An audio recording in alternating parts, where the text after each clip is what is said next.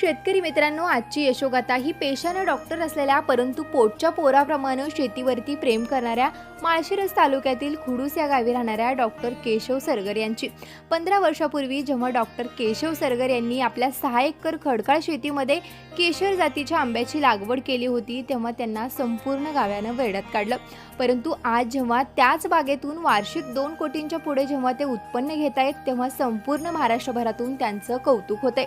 15 वर्षापूर्वी डॉक्टर साहेबांनी त्यांच्या 6 एकर शेतीमध्ये 7 बाय 12 फुटावर एकूण 3000 केशर जातीच्या आंब्याच्या रोपांची लागवड केली होती.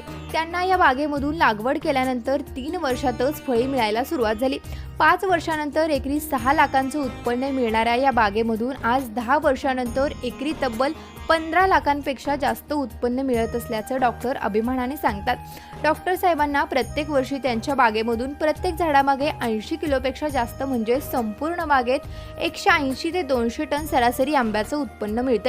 ऊस आणि इतर नगदी पिकांपेक्षा फळबागांची लागवड केलेली नेहमी उत्तम असे सांगणाऱ्या डॉक्टर साहेबांनी केशर आंब्याची तसेच इतर विविध फळझाडांची रोपे विकण्यासाठी स्वतःची शासन मान्य नर्सरी 20 वर्षापूर्वी सुरू केली. या नर्सरीच्या माध्यमातून संपूर्ण महाराष्ट्रभरातील शेतकऱ्यांना फळबागाच्या लागवडीविषयी ते मार्गदर्शनही करत असतात. आज त्यांच्या नर्सरीमध्ये 1 फुटापासून 4 फुटापर्यंतची त्याचबरोबर 1 आणि 2 वर्षाची केशर आंब्याची मोठे रोपेही मिळतात.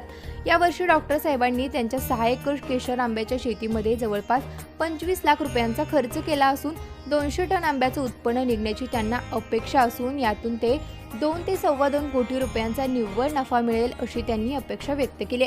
पारंपरिक ऊसाची आणि इतर पिकाची शेती करत बसण्यापेक्षा मार्केटचा विचार करून फळबागाची लागवड करणाऱ्या डॉक्टरांच्या आधुनिक विचारसरणीला कृषी मंत्राचा सलाम.